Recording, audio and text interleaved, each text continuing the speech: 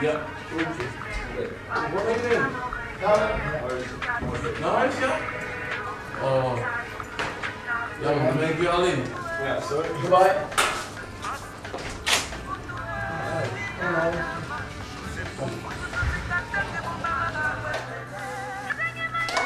Oh, Chris. Ik heb een nino. Ah, Louis is even vrij, hè? Você pensa no filme? Ele é humano. E o ele Ah, você não pensa em uns.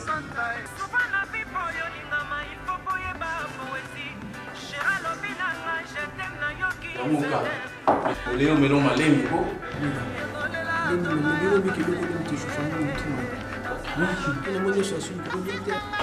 Oui, le ça est lobby. Oui, monté.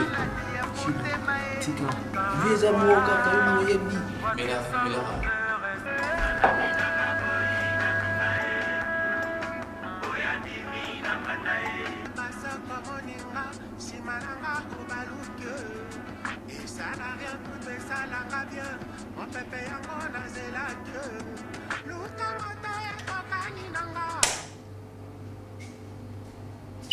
Oh, Chris. Ah, Chilo. Bala mtsa mtu bongo. Oh, il m'a blessé là, il mo. Ah, Chilo.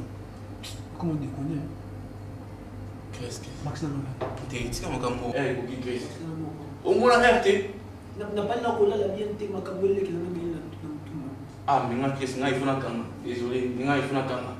Faka nga na. Mboso ke tokole sika moko. Comment ça? Kamwana, oza musala, tika makamwana. Za musala na boy te mezo na fungula, yoni uzo na chef awa. Te makamwana simba te Chris. Simba te. Oza musala. Tala bien. Na bena wa mula nga suke chauffeur nga mutu na. C'est coquet. To continue bongo to beba. Ah, tika makamwana. Chris, kene. To beba na wana la vérité.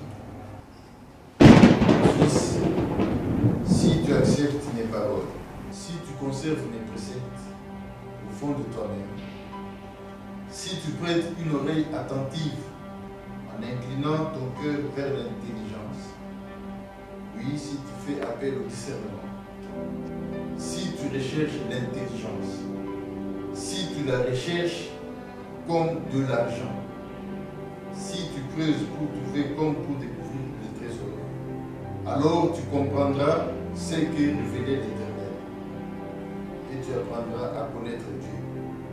Mon fils, n'oublie pas mes instructions et que ton cœur retienne mes commandements, car ils rallongeront tes jours et ajouteront des années à la durée de ta vie et t'assureront du bonheur.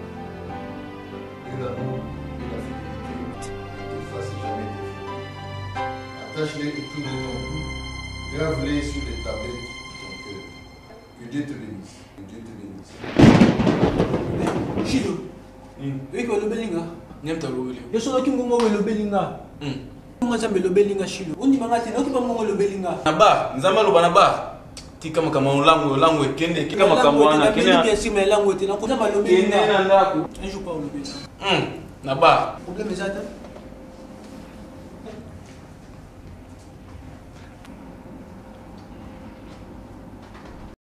Nyambo to be atoke.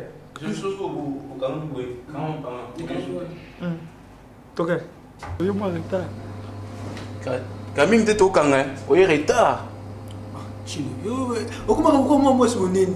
Oh, Ça sérieux. Kaming Lango zo ba makama. Kaming te to kanga, o ye retard. Yo na komo déconner. Oh. Komo déconner. R eza R, non déconnecté. Oh, Chris. Ah, Chilo. Comment déconner? Comment déconner?